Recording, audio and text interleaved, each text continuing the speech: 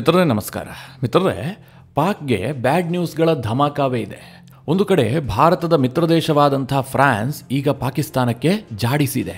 ಅದು ಸಹ ಹಾಗೀಗೆಲ್ಲ ಜಾಡಿಸಿದ್ದು ಪಾಕಿಸ್ತಾನವನ್ನು ಟೋಟಲಿ ಫ್ರಾನ್ಸ್ ಎಕ್ಸ್ಪೋಸ್ ಮಾಡಿದೆ. ಇದರ ನಡುವೆ ಪಾಕಿಸ್ತಾನಕ್ಕೆ ಇಲಾನ್ ಮಸ್ಕ್ ಕೂಡ ಒಂದು ಶಾಕ್ ಕೊಟ್ಟಿದ್ದಾರೆ. ಇನ್ನು ಮುಂದೆ ಭಾರತೀಯರ ವೇಷದಲ್ಲಿ ಭಾರತದ ಬಗ್ಗೆ ಸುಳ್ಳು ಸುದ್ದಿಗಳನ್ನು ಹರಡೋದಾಗಿರಬಹುದು ಅಥವಾ ಭಾರತೀಯರ ಭಾವನೆಗೆ ಧಕ್ಕೆ ತರುವಂತಹ ವಿಚಾರಗಳನ್ನು ಸ್ಪ್ರೆಡ್ ಮಾಡೋದಾಗಿರಬಹುದು. ಇದು ಯಾವುದಕ್ಕೂ ಕೂಡ ಅವಕಾಶ ಇಲ್ಲ ಅಂತ ಇಲಾನ್ ಮಸ್ಕ್ ಅವರು ಒಂದು ದೊಡ್ಡ ನಿರ್ಧಾರ ಕೈಗೊಂಡಿದ್ದಾರೆ. ಇದೆಲ್ಲದರ ನಡುವೆ ರಕ್ಷಣಾ ಸಚಿವ ರಾಜನಾಥ್ ಸಿಂಗ್ ಸಿಡಿಸಿದಂತಹ ಒಂದು ಬಾಂಬ್ ಇದೆಯಲ್ಲ, ಪಾಕಿಸ್ತಾನದಲ್ಲಿ ಭೂಕಂಪವನ್ನೇ ಸೃಷ್ಟಿ ಮಾಡಿದೆ. ಇಷ್ಟು ದಿನ ಪಾಕಿಸ್ತಾನದವ್ರು ಏನು ಅಂದುಕೊಂಡಿದ್ರು, ಈ ಬಿಜೆಪಿ ಸರ್ಕಾರ ಕೇವಲ ಪಿಒಕೆಯನ್ನ ಟಾರ್ಗೆಟ್ ಮಾಡುತ್ತೆ, ಅವರ ಗುರಿ ಇರುವಂತಹದ್ದು ಪಾಕ್ ಆಕ್ಯುಪೈಡ್ ಕಾಶ್ಮೀರವನ್ನು ವಶಕ್ಕೆ ಪಡೆಯುವಂತಹದ್ದು ಅಂತ. ಆದರೆ ರಕ್ಷಣಾ ಸಚಿವ ರಾಜನಾಥ್ ಸಿಂಗ್ ಏನು ಹೇಳಿದ್ದಾರೆ ಗೊತ್ತಾ? ನಾವು ಕೇವಲ ಪಿಒಕೆಯನ್ನು ಮಾತ್ರ ಟಾರ್ಗೆಟ್ ಮಾಡೋದಿಲ್ಲ, ಅಡ್ವಾಣಿ ಹುಟ್ಟಿದ ಊರನ್ನ ಕೂಡ ಭಾರತದ ಜೊತೆಗೆ ಸೇರಿಸುವಂತಹದ್ದು ನಮ್ಮ ಉದ್ದೇಶ ಅನ್ನುವ ರೀತಿಯಲ್ಲಿ ಭಾರತದ ರಕ್ಷಣಾ ಸಚಿವ ರಾಜನಾಥ್ ಸಿಂಗ್ ಮಾತನಾಡಿದ್ದಾರೆ. ಮಿತ್ರರೇ, ಈ ಎಲ್ಲ ವಿಚಾರಗಳ ಕುರಿತಾಗಿ ಈ ವಿಡಿಯೋದಲ್ಲಿ ನಿಮಗೆ ಡೀಟೇಲ್ ಆದಂತಹ ಮಾಹಿತಿಯನ್ನು ಕೊಡ್ತೀನಿ. ನೀವು ಈ ವಿಡಿಯೋನ ಕೊನೆವರೆಗೂ ಮಿಸ್ ಮಾಡದೆ ನೋಡಿ. ಮಿತ್ರರೇ, ನೀವೆಲ್ಲ ಹಮೀದ್ ಮೀರ್ ಅನ್ನುವಂಥ ಹೆಸರನ್ನ ಕೇಳಿರಬಹುದು. ಈತ ಪಾಕಿಸ್ತಾನದ ಸೋ ಕಾಲ್ಡ್ ಸೀನಿಯರ್ ಜರ್ನಲಿಸ್ಟ್, ಜೊತೆಗೆ ಫೇಮಸ್ ಅಂತ ಕೂಡ ಹೇಳ್ಕೊಳ್ತಾರೆ. ಪಾಕಿಸ್ತಾನದಲ್ಲಿ ಈತನಿಗೆ ಜಾಸ್ತಿ ಮರ್ಯಾದೆ ಇದೆ. ಯಾಕೆ ಜಾಸ್ತಿ ಮರ್ಯಾದೆ ಇದೆ ಅಂತ ನಾನೇನು ನಿಮಗೆ ಬಿಡಿಸಿ ಹೇಳಬೇಕಾಗಿಲ್ಲ. ಪಾಕಿಸ್ತಾನದಲ್ಲಿ ಯಾರು ಹೆಚ್ಚು ಸುಳ್ಳು ಸುದ್ದಿಯನ್ನು ಹಬ್ಬಿಸ್ತಾರೋ, ಯಾರು ಸುಳ್ಳು ಸುಳ್ಳು ಆರ್ಟಿಕಲ್ಗಳನ್ನು ಪಬ್ಲಿಷ್ ಮಾಡ್ತಾರೋ, ಯಾರು ಸುಳ್ಳು ಪ್ರೊಪಗ್ಯಾಂಡಾಗಳನ್ನು ಬಿಲ್ಡ್ ಮಾಡ್ತಾರೋ ಅಂಥವರಿಗೆ ಜಾಸ್ತಿ ಮರ್ಯಾದೆ. ಇತ್ತೀಚೆಗಷ್ಟೇ ಆಪರೇಷನ್ ಸಿಂಧೂರದ ವೇಳೆ ಹೆಚ್ಚು ಸುಳ್ಳು ಸುದ್ದಿ ಹಬ್ಬಿಸಿದಂಥ ಇಬ್ಬರು ಜರ್ನಲಿಸ್ಟ್ಗಳಿಗೆ ಪಾಕಿಸ್ತಾನ ಸನ್ಮಾನಿಸಿತ್ತಲ್ವಾ, ನಾಗರಿಕ ಪ್ರಶಸ್ತಿಗಳನ್ನು ಪ್ರದಾನ ಮಾಡಿತ್ತಲ್ವಾ. ಹಾಗೆ ಈ ಹಮೀದ್ ಮೀರ್ ಕೂಡ ಪಾಕಿಸ್ತಾನದಲ್ಲಿ ಬಹಳ ದೊಡ್ಡ ಹೆಸರೇ. ಈತ ಸದಾ ಭಾರತದ ವಿರುದ್ಧ ಸುಳ್ಳು ಸುದ್ದಿಯನ್ನು ಹಬ್ಬಿಸ್ತಾ ಇರ್ತಾನೆ. ಇತ್ತೀಚೆಗೆ ಜಿಯೋ ನ್ಯೂಸ್ಗೆ ಈತ ಒಂದು ಆರ್ಟಿಕಲ್ ಅನ್ನು ಬರೆದಿದ್ದ. ಅದರಲ್ಲಿ ಈ ಹಮೀದ್ ಮೀರ್ ಏನು ಹೇಳಿದ್ದ ಅಂತಂದ್ರೆ, ನಾನು ಫ್ರಾನ್ಸ್ನ ಒಬ್ಬ ನೇವಲ್ ಆಫೀಸರ್ ಜೊತೆಗೆ ಮಾತನಾಡಿದೆ. ಅವರ ಹೆಸರು ಜೇಕ್ಸ್. ಅವರು ಆಪರೇಷನ್ ಸಿಂಧೂರದ ವಿಚಾರದಲ್ಲಿ ಮುಕ್ತವಾಗಿ ಮಾತನಾಡಿದ್ರು. ಜೊತೆಗೆ ಪಾಕಿಸ್ತಾನ ಆಪರೇಷನ್ ಸಿಂಧೂರದ ಸಂದರ್ಭದಲ್ಲಿ ಭಾರತದ ವಿರುದ್ಧ ಏರ್ ಸುಪೀರಿಯಾರಿಟಿಯನ್ನು ಸಾಧಿಸಿತ್ತು ಅನ್ನೋದನ್ನ ಅವರು ಒಪ್ಪಿಕೊಂಡಿದ್ದಾರೆ. ರಫೇಲ್ ಅನ್ನು ಹೊಡೆದು ಹಾಕಿದ್ದನ್ನು ಕೂಡ ಅವರು ಒಪ್ಪಿಕೊಂಡಿದ್ದಾರೆ. ಹೀಗಂತ ಈ ಹಮೀದ್ ಮೀರ್ ತನ್ನ ಆರ್ಟಿಕಲ್ನಲ್ಲಿ ಬರೆದುಕೊಂಡಿದ್ದ. ಮಿತ್ರರೇ, ಈ ವಿಚಾರವನ್ನ ಫ್ರಾನ್ಸ್ ಬಹಳ ಸೀರಿಯಸ್ ಆಗಿ ಪರಿಗಣಿಸಿತು. ಯಾಕೆ ಅಂತಂದ್ರೆ ಈತ ಹೇಳಿರೋದು ಒಂದೆರಡು ಸುಳ್ಳಲ್ಲ. ಒಂದು ಕಡೆ ಭಾರತದ ವಿರುದ್ಧ ಪಾಕಿಸ್ತಾನ ಏರ್ ಸುಪೀರಿಯಾರಿಟಿಯನ್ನು ಸಾಧಿಸಿತ್ತು ಅಂತ ಹೇಳ್ತಾ ಇದ್ದಾನೆ. ಇನ್ನೊಂದು ಕಡೆಯಲ್ಲಿ ರಫೇಲ್ ಅನ್ನ ಪಾಕಿಸ್ತಾನ ಹೊಡೆದಾಕಿದೆ ಅನ್ನೋದನ್ನ ಫ್ರೆಂಚ್ ನೇವಲ್ ಆಫೀಸರ್ ಒಪ್ಕೊಂಡಿದ್ದಾರೆ ಅಂತ ಈತ ಕ್ಲೈಮ್ ಮಾಡ್ತಾ ಇದ್ದಾನೆ. ಹೀಗಾಗಿ ಫ್ರಾನ್ಸ್ ಇದನ್ನು ಬಹಳ ಸೀರಿಯಸ್ ಆಗಿ ಪರಿಗಣಿಸಿ ಇದಕ್ಕೆ ಸ್ಪಷ್ಟನೆಯನ್ನ ಕೊಟ್ಟಿದೆ. ಅವ್ರೇನ್ ಹೇಳಿದ್ದಾರೆ ಅಂತಂದ್ರೆ, ಈ ಹಮೀದ್ ಮೀರ್ ಹೇಳ್ತಾ ಇದ್ದಾನಲ್ಲ ಜೇಕ್ಸ್ ಲೂನೆ ಅಂತ, ಅಂತಹ ಯಾವುದೇ ಹೆಸರಿನ ಅಧಿಕಾರಿಯೂ ಕೂಡ ನಮ್ಮಲ್ಲಿ ಕೆಲಸ ಮಾಡ್ತಾ ಇಲ್ಲ. ಹಮೀದ್ ಮೀರ್ ಹೇಳಿರುವಂತಹ ರ್ಯಾಂಕ್ನಲ್ಲಿರುವಂತಹ ಆಫೀಸರ್ ಹೆಸರೇನು ಕೇಳಿದ್ರೆ ಯುವಾನ್ ಲೂನೆ. ಇದು 100ಕ್ಕೆ 100ರಷ್ಟು ಶುದ್ಧ ಸುಳ್ಳು ಸುದ್ದಿ. ಯಾವುದೇ ರಫೇಲ್ ಅನ್ನ ಪಾಕಿಸ್ತಾನ ಹೊಡೆದು ಹಾಕಿಲ್ಲ, ಅದು ಸುಳ್ಳು. ಏರ್ ಸುಪೀರಿಯಾರಿಟಿಯನ್ನ ಭಾರತದ ವಿರುದ್ಧ ಪಾಕಿಸ್ತಾನ ಸಾಧಿಸಿದೆ ಅಂತ ಫ್ರೆಂಚ್ ನೇವಲ್ ಆಫೀಸರ್ ಹೇಳಿದ್ದು ಕೂಡ ಸುಳ್ಳು. ಇದು ಡಿಸ್ಇನ್ಫಾರ್ಮೇಶನ್ ಕ್ಯಾಂಪೇನ್ ನ ಭಾಗವೇ ಹೊರತು ಮತ್ತಿನ್ನೇನೂ ಕೂಡ ಅಲ್ಲ. ಇದರಲ್ಲಿ ಯಾವುದೇ ಸತ್ಯಾಂಶಗಳು ಕೂಡ ಇಲ್ಲ ಅಂತ ಫ್ರಾನ್ಸ್ ಪಾಕಿಸ್ತಾನದ ಜರ್ನಲಿಸ್ಟ್ ಬರೆದಂತಹ ಆರ್ಟಿಕಲ್ ಅನ್ನ ಟೋಟಲಿ ತಿರಸ್ಕಾರ ಮಾಡಿದೆ. ಮಿತ್ರರೇ, ವಿಪರ್ಯಾಸ ಏನು ಗೊತ್ತಾ? ಪಾಕಿಸ್ತಾನದ ಈ ಹಮೀದ್ ಮೀರ್ ಬರೆದ್ನಲ್ಲ ಆರ್ಟಿಕಲ್, ಅದು ಪಾಕಿಸ್ತಾನದಲ್ಲಿ ಹೆಚ್ಚು ಸರ್ಕ್ಯುಲೇಟ್ ಆಗುತ್ತೆ, ಅದನ್ನು ಜನ ಓದ್ತಾರೆ. ಇದಕ್ಕೆ ಫ್ರಾನ್ಸ್ ಮುಖಮರ್ಯಾದೆ ಮಾಡಿದೆಯಲ್ಲ, ಇದ್ರ ಬಗ್ಗೆ ಎಲ್ಲೂ ಕೂಡ ಪಾಕಿಸ್ತಾನದಲ್ಲಿ ಸುದ್ದಿ ಆಗೋದಿಲ್ಲ, ಭಾರತದಲ್ಲಿ ಸುದ್ದಿ ಆಗುತ್ತಷ್ಟೇ. ಪಾಕಿಸ್ತಾನ ಯಾಕೋಸ್ಕರವಾಗಿ ಇಂತಹ ಸುಳ್ಳು ಸುದ್ದಿಗಳನ್ನು ಹಬ್ಬಿಸುತ್ತೆ ಅಂತಂದ್ರೆ, ಒಂದು ವೇಳೆ ಈಗ ಜಿಯೋ ನ್ಯೂಸ್ನಲ್ಲಿ ಬಂದಿದೆಯಲ್ಲ ಈ ಆರ್ಟಿಕಲ್, ಇದನ್ನೇ ಆಧಾರವಾಗಿಟ್ಟುಕೊಂಡು ಅಮೆರಿಕದ ನ್ಯೂಯಾರ್ಕ್ ಟೈಮ್ಸೋ, ವಾಷಿಂಗ್ಟನ್ ಪೋಸ್ಟೋ ಅಥವಾ ದಿ ಗಾರ್ಡಿಯನ್ನೋ ಇಂತಹ ಯಾವುದಾದ್ರು ಗ್ಲೋಬಲ್ ಲೆವೆಲ್ನ ಪತ್ರಿಕೆಗಳು ಇದೇ ರೀತಿಯ ಒಂದು ಸುದ್ದಿಯನ್ನು ಪ್ರಕಟಿಸಿದ್ದೇ ಆದರೆ ಜಗತ್ತು ಅದನ್ನು ನಂಬೋದಕ್ಕೆ ಶುರು ಮಾಡುತ್ತೆ. ಇದು ಪಾಕಿಸ್ತಾನದ ಉದ್ದೇಶ. ಫ್ರಾನ್ಸ್ ಸರ್ಕಾರ ಇದನ್ನು ಬಹಳ ಸೂಕ್ಷ್ಮವಾಗಿ ಗಮನಿಸಿ ಇದಕ್ಕೆ ಪ್ರತಿಕ್ರಿಯೆಯನ್ನು ಕೂಡ ಕೊಟ್ಟಿದೆ. ಮಿತ್ರರೇ, ಈ ಫ್ರಾನ್ಸ್ ಮತ್ತು ಪಾಕಿಸ್ತಾನದ ಸಂಬಂಧ ಎಷ್ಟರ ಮಟ್ಟಿಗೆ ಹದಗೆಟ್ಟು ಹೋಗಿದೆ, ಪಾಕಿಸ್ತಾನ ಫ್ರಾನ್ಸ್ ವಿಚಾರದಲ್ಲಿ ಎಷ್ಟೆಲ್ಲ ದಡ್ಡತನ ಮಾಡಿದೆ ಅಂತ ಕೆಲವರಿಗೆ ಗೊತ್ತಿರಬಹುದು. ಗೊತ್ತಿಲ್ಲದೆ ಇರೋರಿಗೆ ಹೇಳ್ತೀನಿ. ಫ್ರಾನ್ಸ್ನಲ್ಲಿ ಪ್ರವಾದಿ ಮೊಹಮ್ಮದರ ಕಾರ್ಟೂನ್ ಬಹಳ ಸದ್ದು ಮಾಡಿತ್ತು. ಫ್ರಾನ್ಸ್ನ ಪ್ರಖ್ಯಾತ ಚಾರ್ಲಿ ಹೆಬ್ಡೋ ಪತ್ರಿಕೆಯಲ್ಲಿ ಆ ವ್ಯಂಗ್ಯ ಚಿತ್ರವನ್ನು ಪ್ರಕಟಿಸಲಾಗಿತ್ತು. ಆ ಚಾರ್ಲಿ ಹೆಬ್ಡೋ ಪತ್ರಿಕೆಯ ಮೇಲೆ ದಾಳಿಯೂ ಕೂಡ ಆಗಿತ್ತು, ಉಗ್ರ ದಾಳಿ. ಅದಾದ ಕೆಲ ವರ್ಷಗಳ ನಂತರ ಫ್ರಾನ್ಸ್ನ ಒಂದು ಶಾಲೆಯಲ್ಲಿ ಅಲ್ಲಿನ ಒಬ್ಬ ಶಿಕ್ಷಕ ಈ ವ್ಯಂಗ್ಯ ಚಿತ್ರದ ಬಗ್ಗೆ ಸ್ಟೂಡೆಂಟ್ಗಳಿಗೆ ಪಾಠ ಮಾಡ್ತಿರ್ತಾರೆ. ಅದನ್ನ ಸಹಿಸಿಕೊಳ್ಳದಂತಹ ಓರ್ವ ವಿದ್ಯಾರ್ಥಿ ಆ ಶಿಕ್ಷಕನ ಹತ್ಯೆಯನ್ನು ಮಾಡಿರ್ತಾನೆ. ಮಿತ್ರರೇ, ಆ ಸಂದರ್ಭದಲ್ಲಿ ಫ್ರಾನ್ಸ್ನಲ್ಲಿ ವಿಪರೀತವಾಗಿ ಪ್ರತಿಭಟನೆ ಆಗುತ್ತೆ. ಆಗ ಫ್ರಾನ್ಸ್ನ ಅಧ್ಯಕ್ಷ ಇಮ್ಯಾನ್ಯುಯಲ್ ಮ್ಯಾಕ್ರೋನ್ ಒಂದು ಸ್ಟೇಟ್ಮೆಂಟ್ ಅನ್ನು ಕೊಡ್ತಾರೆ. ಫ್ರಾನ್ಸ್ನಲ್ಲಿ ಈ ರೀತಿಯ ವ್ಯಂಗ್ಯ ಚಿತ್ರಗಳ ಪ್ರದರ್ಶನ ಇನ್ನು ಮುಂದೆಯೂ ಕೂಡ ನಿಲ್ಲೋದಿಲ್ಲ, ಇದು ನಿರಂತರವಾಗಿ ನಡೀತಾ ಇರುತ್ತೆ, ಇದು ಅಭಿವ್ಯಕ್ತಿ ಸ್ವಾತಂತ್ರ್ಯ ಅಂತ. ಆ ಹೇಳಿಕೆಯ ವಿರುದ್ಧವಾಗಿ ಈ ಪಾಕಿಸ್ತಾನದಂತಹ ರಾಷ್ಟ್ರಗಳು ಎದೆಪರಚಿಕೊಳ್ತವೆ. ಇಮ್ಯಾನ್ಯುಯಲ್ ಮ್ಯಾಕ್ರೋನ್ ವಿರುದ್ಧವಾಗಿ ಭಾರಿ ಪ್ರತಿಭಟನೆಗಳಾಗ್ತವೆ, ಬಾಯ್ಕಾಟ್ ಫ್ರಾನ್ಸ್ ಅನ್ನುವಂತಹ ಅಭಿಯಾನ ನಡೆಯುತ್ತೆ. ಪಾಕಿಸ್ತಾನದಲ್ಲೂ ಕೂಡ ಇಮ್ಯಾನ್ಯುಯಲ್ ಮ್ಯಾಕ್ರೋನ್ ವಿರುದ್ಧ, ಫ್ರಾನ್ಸ್ ವಿರುದ್ಧ ಬಹಳ ದೊಡ್ಡದಾಗಿ ಪ್ರತಿಭಟನೆಗಳು ನಡೀತವೆ. ಆ ಸಂದರ್ಭದಲ್ಲಿ ಫ್ರಾನ್ಸ್ ಒಂದು ತೀರ್ಮಾನ ಕೈಗೊಳ್ಳುತ್ತೆ, ನಾವು ಇನ್ನು ಮುಂದೆ ಪಾಕಿಸ್ತಾನಕ್ಕೆ ಯಾವುದೇ ಸೇನಾ ಉಪಕರಣಗಳನ್ನು ಕಳುಹಿಸೋದಿಲ್ಲ, ಯಾವುದೇ ವ್ಯಾಪಾರಿ ಒಪ್ಪಂದಗಳನ್ನು ಮಾಡಿಕೊಳ್ಳೋದಿಲ್ಲ. ಈಗಾಗಲೇ ಫ್ರಾನ್ಸ್ನಿಂದ ಏನೆಲ್ಲ ಶಸ್ತ್ರಾಸ್ತ್ರಗಳನ್ನು ಪಾಕಿಸ್ತಾನ ಖರೀದಿಸಿದೆಯೋ ಅದರ ಮೇಂಟೆನೆನ್ಸ್ ಅನ್ನು ಕೂಡ ನಾವು ಮಾಡೋದಿಲ್ಲ, ಅಂದರೆ ಅದಕ್ಕೆ ಬೇಕಾದಂತಹ ಬಿಡಿಭಾಗಗಳನ್ನು ಕೂಡ ಕಳುಹಿಸೋದಿಲ್ಲ ಅಂತ ಫ್ರಾನ್ಸ್ ತೀರ್ಮಾನ ಕೈಗೊಳ್ಳುತ್ತೆ. ಇದು ಪಾಕಿಸ್ತಾನಕ್ಕೆ ಭಾರಿ ದೊಡ್ಡ ನಷ್ಟ ಆಗುತ್ತೆ. ಯಾಕೆ ಕೇಳಿದ್ರೆ ಈ ಹಿಂದೆ ಪಾಕಿಸ್ತಾನ ಅನೇಕ ಡಿಫೆನ್ಸ್ ಎಕ್ವಿಪ್ಮೆಂಟ್ಗಳನ್ನು ಫ್ರಾನ್ಸ್ನಿಂದ ಖರೀದಿ ಮಾಡಿತ್ತು. ಅವುಗಳ ಮೇಂಟೆನೆನ್ಸ್ಗಾಗಿ ಪಾಕಿಸ್ತಾನ ಟೋಟಲಿ ಫ್ರಾನ್ಸ್ ಅನ್ನೇ ನೆಚ್ಚಿಕೊಂಡಿತ್ತು. ಇಂತಹ ಸಂದರ್ಭದಲ್ಲಿ ಫ್ರಾನ್ಸ್ ಈ ಘೋಷಣೆ ಮಾಡ್ತಲ್ಲ, ಪಾಕಿಸ್ತಾನಕ್ಕೆ ದೊಡ್ಡ ಗದಾಪ್ರಹಾರವೇ ಆದಂತಾಯಿತು. ಇದರ ಜೊತೆಗೆ ರಫೇಲ್ ಅನ್ನ ಭಾರತ ಖರೀದಿ ಮಾಡಿದೆ. ರಫೇಲ್ ಬಗ್ಗೆ ಪಾಕಿಸ್ತಾನಕ್ಕೆ ಹೆದರಿಕೆ ಇದ್ದೇ ಇದೆ. ಯಾಕೆ ಅಂತಂದ್ರೆ ರಫೇಲ್ನ ಟೆಕ್ನಾಲಜಿಯ ಬಗ್ಗೆ ಅಮೆರಿಕದವರೇ ಮಾತನಾಡಿದ್ದಾರೆ, ಅದು ಅತ್ಯಂತ ಉತ್ತಮವಾದಂತಹ ಟೆಕ್ನಾಲಜಿಯ ಫೈಟರ್ ಜೆಟ್ ಅಂತ. ಹೀಗಾಗಿ ಪಾಕಿಸ್ತಾನದವರಿಗೆ ಭಾರತದ ರಫೇಲ್ ಅನ್ನ ಎದುರಿಸೋದಕ್ಕೆ ಸಾಧ್ಯ ಇಲ್ಲ ಅನ್ನುವಂಥದ್ದು ಗೊತ್ತು. ಆದರೆ ಆಪರೇಷನ್ ಸಿಂಧೂರದ ಸಂದರ್ಭದಲ್ಲಿ ಒದೆ ತಿಂದಿದ್ರಲ್ಲ, ಆ ಒದೆಯನ್ನು ಮರೆಮಾಚೋದಕ್ಕೋಸ್ಕರವಾಗಿ ನಾವು ರಫೇಲನ್ನೇ ಹೊಡೆದು ಬಿಟ್ಟಿದ್ದೀವಿ. ರಫೇಲ್ ನಮ್ಮ ಮುಂದೇನಲ್ಲ, ನಾವು ಏರ್ ಸುಪೀರಿಯಾರಿಟಿಯನ್ನು ಸಾಧಿಸಿದ್ದೀವಿ. ಪಾಕಿಸ್ತಾನ ಯಾವ ರೀತಿಯಾಗಿ ಏರ್ ಸುಪೀರಿಯಾರಿಟಿಯನ್ನು ಸಾಧಿಸಿತ್ತು ಅಂತ ಇಡೀ ಜಗತ್ತೇ ನೋಡಿದೆ. ಕೆರೆಯಂತಾದಂತಹ ಪಾಕಿಸ್ತಾನದ ಏರ್ ಬೇಸ್ನ ರನ್ವೇಗಳು, ಹ್ಯಾಂಗರ್ನಲ್ಲೇ ಸುಟ್ಟು ಹೋದಂತಹ ಫೈಟರ್ ಜೆಟ್ಗಳು, ನಿಂತಲ್ಲೇ ಭಸ್ಮಗೊಂಡಂತಹ ಏರ್ ಡಿಫೆನ್ಸ್ ಸಿಸ್ಟಮ್ಗಳು, ನೆಲ ಕಚ್ಚಿದ ಉಗ್ರ ಶಿಬಿರಗಳು, ಜೊತೆಗೆ ಇದೆಲ್ಲದಕ್ಕೂ ಸಾಕ್ಷಿಯಾಗಿರುವಂತಹ ಉಗ್ರ ಸಮಾಧಿಗಳು.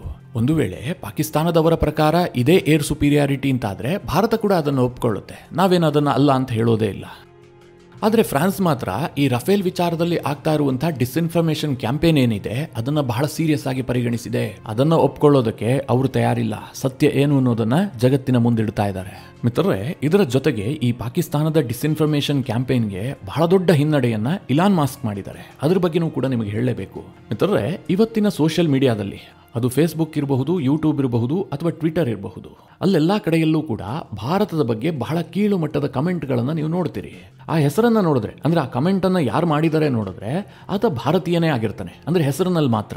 ಆದರೆ ಭಾರತ ಸರ್ಕಾರವನ್ನ, ಭಾರತದ ಸೇನೆಯನ್ನ ಅಥವಾ ಭಾರತದ ಸಾಮರ್ಥ್ಯವನ್ನ ಬಹಳ ಕೆಳಮಟ್ಟದಲ್ಲಿ ತೋರಿಸಿ ಕಮೆಂಟ್ ಅನ್ನು ಹಾಕಲಾಗಿರುತ್ತೆ. ಆ ಕಮೆಂಟ್ ಅನ್ನ ನೋಡಿದಂತಹ ಸಂದರ್ಭದಲ್ಲಿ ನೀವು ಏನು ಅನ್ಕೊಳ್ತೀವಿ? ಓ, ಯಾವನೋ ದೇಶದ್ರೋಹಿ ಇದ್ದಾನಪ್ಪ, ನಮ್ಮ ದೇಶದಲ್ಲೇ ಇಂತಹ ಕಮೆಂಟ್ ಮಾಡ್ತಾರಲ್ಲ ಅಂತ ಅಂದುಕೊಳ್ತೀವಿ. ಇನ್ನು ಅರೆಬೆಂದಂತಹ ಭಾರತದ ಕೆಲ ಮೆದುಳುಗಳು ಆ ಕಮೆಂಟ್ ನಿಂದ ಪ್ರೇರೇಪಣೆಗೊಳಪಟ್ಟು ಅದನ್ನೇ ಸ್ಪ್ರೆಡ್ ಮಾಡೋದಕ್ಕೆ ಶುರು ಮಾಡ್ತಾರೆ. ಅಂದ್ರೆ ಭಾರತ ವಿರೋಧಿ ಆ ಕಾಮೆಂಟ್ಗಳಿಗೆ ಪ್ರಚಾರವನ್ನ ಕೊಡ್ತಾರೆ.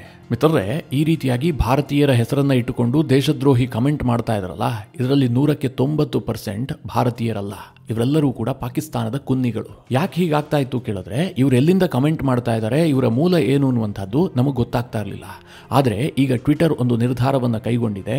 ಯಾರು ಎಲ್ಲಿ ಕೂತ್ಕೊಂಡು ಕಮೆಂಟ್ ಮಾಡ್ತಾರೆ, ಯಾರು ಎಲ್ಲಿ ಕೂತ್ಕೊಂಡು ಟ್ವೀಟ್ ಮಾಡ್ತಾರೆ ಅನ್ನೋದನ್ನ ಅವರ ಪೇಜ್ಗಳಲ್ಲಿ ಕಂಡುಹಿಡಿಯಬಹುದು. ಅವರ ಪ್ರೊಫೈಲ್ನಲ್ಲಿ ಲೈವ್ ಲೊಕೇಶನ್ ಅನ್ನು ತೋರಿಸುವಂತಹ ಒಂದು ಅಪ್ಡೇಟ್ ಅನ್ನು ಮಾಡಿದ್ದಾರೆ. ಇಷ್ಟು ದಿನ ಏನಾಗ್ತಾ ಇತ್ತು ಗೊತ್ತಾ, ನಾನು ಮುಂಬೈ ಅಂತ ಬೇಕಾದರೂ ಹಾಕಬಹುದಿತ್ತು, ಲಂಡನ್ ಅಂತ ಬೇಕಾದರೂ ನನ್ನ ಲೊಕೇಶನ್ ಅನ್ನು ಅಪ್ಡೇಟ್ ಮಾಡಿಡಬಹುದಾಗಿತ್ತು. ನಾನು ಯಾವಾಗಲೇ ಟ್ವೀಟ್ ಮಾಡಿದ್ರೂ ಕೂಡ ಅದು ಲಂಡನ್ ಅಂತಲೇ ತೋರಿಸ್ತಾ ಇತ್ತು. ಆದರೆ ಇನ್ನು ಮುಂದೆ ಹಾಗಲ್ಲ. ನಾನು ಲಂಡನ್ನಲ್ಲಿದ್ದರೆ ಮಾತ್ರ ಅದು ಲಂಡನ್ ಅಂತ ಶೋ ಮಾಡುತ್ತೆ.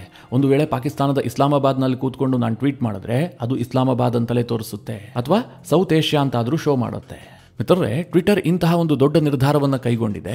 ಮುಂದಿನ ದಿನಗಳಲ್ಲಿ ಯೂಟ್ಯೂಬ್ನಲ್ಲೂ ಕೂಡ ಇದಾಗಬೇಕು. ಯಾಕೆಂತಂದ್ರೆ ನಾನು ಬಹಳ ಗಮನಿಸ್ತಾ ಇರ್ತೀನಿ, ಇವತ್ತು ಕೆಲ ಕಂಟೆಂಟ್ ಕ್ರಿಯೇಟರ್ಗಳು ಪಾಕಿಸ್ತಾನದವರ, ಭಾರತದವರ ಅಂತಲೇ ಗೊತ್ತಾಗೋದಿಲ್ಲ.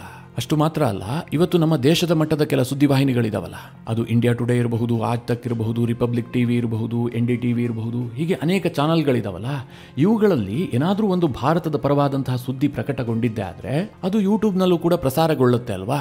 ಅವುಗಳನ್ನು ಟೀಕಿಸಿ ಅಥವಾ ಅದಕ್ಕೆ ಕೀಳು ಮಟ್ಟದ ಕೆಲ ಕಮೆಂಟ್ಗಳು ಬರ್ತವೆ. ಆ ರೀತಿಯ ಕಮೆಂಟ್ಗಳೆಲ್ಲ ಬರುವಂತಹದ್ದು ಕೂಡ ಒಂದು ಪಾಕಿಸ್ತಾನದಿಂದ ಇಲ್ಲ ಬಾಂಗ್ಲಾದೇಶದಿಂದ. ಇದಕ್ಕೂ ಕೂಡ ಕಡಿವಾಣ ಹಾಕುವಂತಹ ಕೆಲಸ ಆಗಬೇಕು. ಬಹಳ ವಿಪರ್ಯಾಸ ಏನು ಗೊತ್ತಾ, ಇವತ್ತು ಭಾರತದಲ್ಲಿ 140 ಕೋಟಿ ಜನರಿದ್ದೀವಿ. ನಮ್ಮಲ್ಲಿ ಅತಿ ಹೆಚ್ಚಿನ ಜನ ಸೋಷಿಯಲ್ ಮೀಡಿಯಾವನ್ನ ಯೂಸ್ ಮಾಡ್ತಾರೆ. ಆದರೆ ನಮ್ಮ ದೇಶದಲ್ಲಿ ಏನಾಗುತ್ತೆ ಗೊತ್ತಾ, ಇಲ್ಲಿ ಕಾಂಗ್ರೆಸ್, BJP ಇವರ ನಡುವೆ ತಿಕ್ಕಾಟ ಮಾಡೋದು, ಪರಸ್ಪರ ಟ್ರೋಲ್ ಮಾಡೋದು, ಅವರ ಕಾಲನ್ನ ಇವ್ರು ಎಳಿತಾರೆ, ಇವ್ರ ಕಾಲ ಅವ್ರು ಎಳಿತಾರೆ. ಬಹುತೇಕ ಭಾರತದ ಸೋಷಿಯಲ್ ಮೀಡಿಯಾ ಹ್ಯಾಂಡ್ಲರ್ಗಳು ಇದನ್ನೇ ಮಾಡ್ತಾ ಇರ್ತಾರೆ. ಪಾಕಿಸ್ತಾನದ ಬಗ್ಗೆ ಪ್ರಪಗಂಡ ಬಿಲ್ಡ್ ಮಾಡೋದಾಗಿರಬಹುದು, ಪಾಕಿಸ್ತಾನದ ಬಗ್ಗೆ ನರೇಟಿವ್ ಸೆಟ್ ಮಾಡೋದಾಗಿರಬಹುದು, ಇದು ಯಾವ ಗೋಜಿಗೂ ಕೂಡ ಭಾರತೀಯರು ಹೋಗುವಂತಹದ್ದು ತೀರಾ ಕಡಿಮೆ. ಆದರೆ ಪಾಕಿಸ್ತಾನದವ್ರು ಹಾಗಲ್ಲ. ಅವರು ಟಾರ್ಗೆಟ್ ಮಾಡುವಂತಹದ್ದೇ ಭಾರತವನ್ನ. ಅಲ್ಲಿ ಕೆಲಸ ಇಲ್ಲದಂತಹ ಕುನ್ನಿಗಳು ನಿರಂತರವಾಗಿ ಭಾರತವನ್ನ ಟಾರ್ಗೆಟ್ ಮಾಡಿ ಮೆಸೇಜ್ಗಳನ್ನು ಹಾಕ್ತಾರೆ. ಇತ್ತೀಚೆಗೆ ನಮ್ಮ ತೇಜಸ್ ದುಬೈನಲ್ಲಿ ಕ್ರಾಶ್ ಆಯ್ತಲ್ಲ, ಅದರ ಬಗ್ಗೆ ಯಾವ ರೀತಿಯಾಗಿ ಅಪಪ್ರಚಾರ ಮಾಡಿದ್ದಾರೆ, ಎಷ್ಟು ಕೀಳು ಮಟ್ಟದ ಕ್ಯಾಂಪೇನ್ಗಳನ್ನು ಮಾಡಿದ್ದಾರೆ ಅಂತಂದ್ರೆ ನೀವು ಊಹೆ ಮಾಡೋದಕ್ಕೂ ಸಾಧ್ಯ ಇಲ್ಲ. ನಿನ್ನೆ ತಾನೇ ನಾನು ನೋಡ್ತಾ ಇದ್ದೆ, ಭಾರತದಲ್ಲಿ ತೇಜಸ್ ಅನ್ನ ತಯಾರು ಮಾಡೋದನ್ನೇ ಬಂದ್ ಮಾಡಿಬಿಟ್ರು. ಅದೊಂದು ಕಳಪೆ ಫೈಟರ್ ಜೆಟ್ ಅಂತ ಭಾರತೀಯ ಸೇನೆ ಹೇಳಿದೆ ಅಂತ ಪಾಕಿಸ್ತಾನದವರು ಸುಳ್ಳು ಸುದ್ದಿಯನ್ನು ಹಬ್ಬಿಸಿ ಬಿಟ್ರು. ಮಿತ್ರರೇ, ಈಗೇನ್ ಟ್ವಿಟರ್ ಕ್ರಮ ಕೈಗೊಂಡಿದೆಯಲ್ಲ, ಪ್ರತಿಯೊಬ್ಬ ಟ್ವಿಟರ್ ಹ್ಯಾಂಡ್ಲರ್ನ ಲೊಕೇಶನ್ ಗೊತ್ತಾಗುವ ಹಾಗೆ ಅಪ್ಡೇಟ್ ಮಾಡಿದೆಯಲ್ಲ, ಇದನ್ನ ಇತರ ಎಲ್ಲಾ ಸೋಷಿಯಲ್ ಮೀಡಿಯಾಗಳು ಕೂಡ ಮಾಡಬೇಕು. ಅದರ ಬಗ್ಗೆ ಭಾರತ ಸರ್ಕಾರವೂ ಕೂಡ ಎಚ್ಚರಗೊಳ್ಳಬೇಕು. ಸೋಷಿಯಲ್ ಮೀಡಿಯಾ ಕಂಪನಿಗಳ ಮೇಲೆ ತೀವ್ರತರವಾದಂತಹ ಒತ್ತಡಗಳನ್ನು ಹಾಕಬೇಕು. ಮಿತ್ರರೇ, ಇದೆಲ್ಲದರ ನಡುವೆ ಪಾಕಿಸ್ತಾನದ ಕುರಿತಾಗಿ ಇನ್ನೊಂದು ಇಂಪಾರ್ಟೆಂಟ್ ಸುದ್ದಿ ಇದೆ.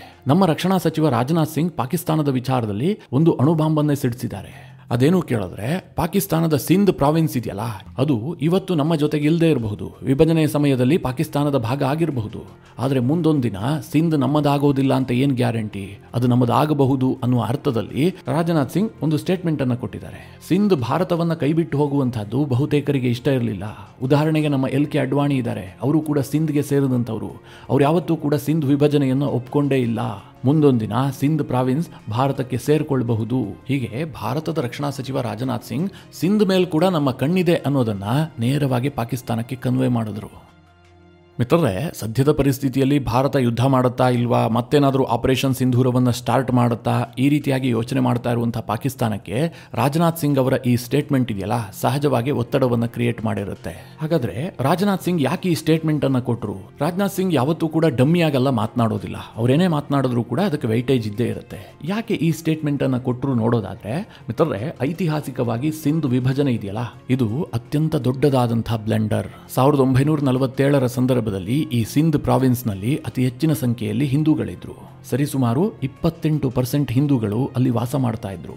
ಆದರೂ ಕೂಡ ಈ ಸಿಂಧ್ ಅನ್ನ ವಿಭಜನೆ ಮಾಡೋದಕ್ಕೆ ಬ್ರಿಟಿಷರು ತೀರ್ಮಾನ ಮಾಡ್ತಾರೆ. ಈ ತೀರ್ಮಾನಕ್ಕೆ ಅಲ್ಲಿನ ಸಿಂಧಿಗಳಿಂದ ಬಹಳಷ್ಟು ವಿರೋಧ ವ್ಯಕ್ತವಾಗಿತ್ತು. ಆದರೂ ಸಹ ಸರಿಸುಮಾರು 90% ಸಿಂಧಿಗಳು ಭಾರತಕ್ಕೆ ವಲಸೆ ಬಂದಿದ್ದಾರೆ.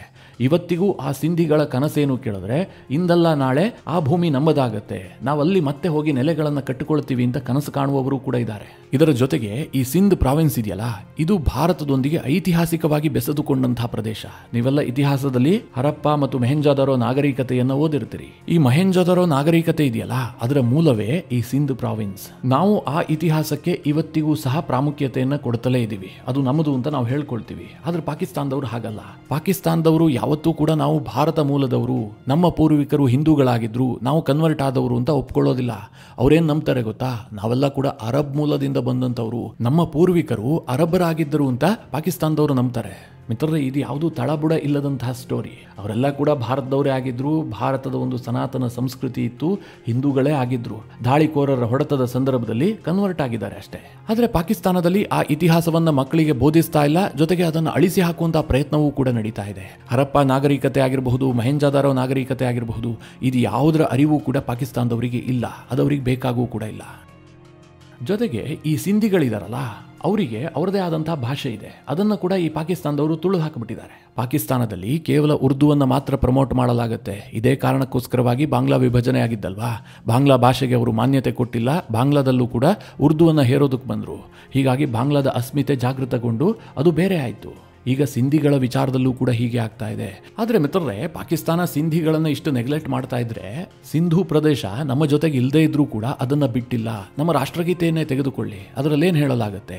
ಪಂಜಾಬ, ಸಿಂಧು, ಗುಜರಾತ, ಮರಾಠ, ದ್ರಾವಿಡ, ಉತ್ಕಲ, ವಂಗ, ವಿಂಧ್ಯ, ಹಿಮಾಚಲ, ಯಮುನಾ, ಗಂಗಾ, ಅಂದ್ರೆ ಸಿಂಧುವನ್ನ ಕೂಡ ನಮ್ಮ ರಾಷ್ಟ್ರಗೀತೆಯಲ್ಲಿ ಸೇರಿಸಲಾಗಿದೆ. ಇದೇ ಕಾರಣದಿಂದ ರಾಜನಾಥ್ ಸಿಂಗ್ ಹೇಳಿದ್ದು, ಸಿಂಧ್ ಇವತ್ತಲ್ಲ ನಾಳೆ ಭಾರತದ ಭೂಭಾಗ ಆಗಬಹುದು ಅಂತ. ಇವತ್ತು ಮಿತ್ರರೇ, ಪಾಕಿಸ್ತಾನದಲ್ಲಿ ಪ್ರತ್ಯೇಕವಾದಿಗಳ ಹೋರಾಟ ನಡೀತಾ ಇದೆಯಲ್ಲ, ಖೈಬರ್ ಪಖ್ತೂನ್ವಾ ಭಾಗದಲ್ಲಿ ಹೋರಾಟ ಇದೆ, ಬಲೂಚಿಗಳ ಹೋರಾಟ ಇದೆ. ಅದೇ ರೀತಿಯಾಗಿ ಸಿಂಧ್ ರಾಷ್ಟ್ರ ಆಗಬೇಕು ಅನ್ನುವಂತಹ ಹೋರಾಟವೂ ಕೂಡ ಇದೆ. ಸಿಂಧು ನದಿ ನೀರು ಹಂಚಿಕೆ ವಿಚಾರದಲ್ಲೂ ಕೂಡ ಪಂಜಾಬ್ ಪ್ರಾವಿನ್ಸ್ಗೂ ಮತ್ತು ಸಿಂಧ್ ಪ್ರಾವಿನ್ಸ್ಗೂ ಬಹಳ ದೊಡ್ಡ ಹೋರಾಟ ಇದೆ. ಈಗ ಕಾವೇರಿ ವಿಚಾರದಲ್ಲಿ ತಮಿಳುನಾಡು ಮತ್ತು ಕರ್ನಾಟಕ ಯಾವ ರೀತಿಯಾಗಿ ಕಿತ್ತಾಟ ಮಾಡ್ತವೋ ಇದಕ್ಕಿಂತ 10 ಪಟ್ಟು ದೊಡ್ಡದಾದಂತಹ ಕಿತ್ತಾಟ ಆ ಎರಡು ಪ್ರಾವಿನ್ಸ್ನ ನಡುವೆ ಇದೆ. ಹೀಗಾಗಿ ಪಾಕಿಸ್ತಾನ ಒಂದು ಫ್ರೆಜೈಲ್ ಸ್ಟೇಟ್, ಅದು ಯಾವಾಗ ಬೇಕಾದರೂ ಒಡೆದು ಹೋಗಬಹುದು. ಅದರ ಅಡ್ವಾಂಟೇಜ್ ಅನ್ನು ಪಡೆಯೋದಕ್ಕೆ ಭಾರತ ಸಿದ್ಧ ಇದೆ ಎನ್ನುವ ಅರ್ಥದಲ್ಲಿ ರಾಜನಾಥ್ ಸಿಂಗ್ ಒಂದು ಸ್ಟೇಟ್ಮೆಂಟ್ ಕೊಟ್ಟಿದ್ದಾರೆ. ಈ ಸ್ಟೇಟ್ಮೆಂಟ್ನಿಂದ ಏನಪ್ಪ ಲಾಭ ಕೇಳಿದ್ರೆ ಪಾಕಿಸ್ತಾನದವರಿಗೆ ಒತ್ತಡ ಕ್ರಿಯೇಟ್ ಆಗುತ್ತೆ. ಇಷ್ಟು ದಿನ ಅವರು ಕೇವಲ ಪಿಒಕೆಯನ್ನು ಕಾನ್ಸಂಟ್ರೇಟ್ ಮಾಡ್ತಾ ಇದ್ರು. ಭಾರತ ಪಿಒಕೆಯನ್ನು ವಶಕ್ಕೆ ಪಡಿಬಹುದು, ಯಾಕೆಂದ್ರೆ ಈಗ ಅಧಿಕಾರದಲ್ಲಿರುವಂತಹ ಬಿಜೆಪಿ ಸರ್ಕಾರದ ಗುರಿಯೇ ಅದು ಅಂತ ಪಾಕಿಸ್ತಾನ ನಂಬಿಕೊಂಡಿದೆ. ಆದರೆ ಮುಂದಿನ ದಿನಗಳಲ್ಲಿ ಅವರು ಸಿಂಧನ್ನ ಕೂಡ ಫೋಕಸ್ ಮಾಡಬೇಕಾಗತ್ತೆ. ಭಾರತ ಪದೇ ಪದೇ ಸಿಂಧ್ ಮತ್ತು ಸರ್ಕ್ರೀಕ್ ಬಗ್ಗೆ ಮಾತನಾಡ್ತಾ ಇರೋದು ಪಾಕಿಸ್ತಾನವನ್ನ ಬಹಳ ಒತ್ತಡಕ್ಕೀಡು ಮಾಡುತ್ತೆ. ಮಿತ್ರರೇ, ಈ ಎಲ್ಲ ವಿಚಾರಗಳ ಕುರಿತಾಗಿ ನಿಮ್ಮ ಅನಿಸಿಕೆ ಅಭಿಪ್ರಾಯಗಳೇನು ಕಾಮೆಂಟ್ ಮಾಡುವ ಮೂಲಕ ನಮಗೆ ತಿಳಿಸಿ. ಹಾಗೆ ನಿಮಗೆ ಈ ವಿಡಿಯೋ ಇಷ್ಟವಾದರೆ ಲೈಕ್ ಮಾಡಿ. ಜೊತೆಗೆ ನೀವಿನ್ನೂ ನಿಮ್ಮ ನೆಚ್ಚಿನ ಸಂಸ್ಕಾರ ಸೌರಭ ಯೂಟ್ಯೂಬ್ ಚಾನಲ್ನ ಸಬ್ಸ್ಕ್ರೈಬ್ ಮಾಡಿಲ್ಲ ಅಂತಾದರೆ ಈ ಕೂಡಲೇ ಸಬ್ಸ್ಕ್ರೈಬ್ ಮಾಡಿ. ಮುಂದಿನ ಎಲ್ಲ ಅಪ್ಡೇಟ್ಗಳ ನೋಟಿಫಿಕೇಷನ್ಗಾಗಿ ಬೆಲ್ ಐಕಾನ್ ಒತ್ತಿ.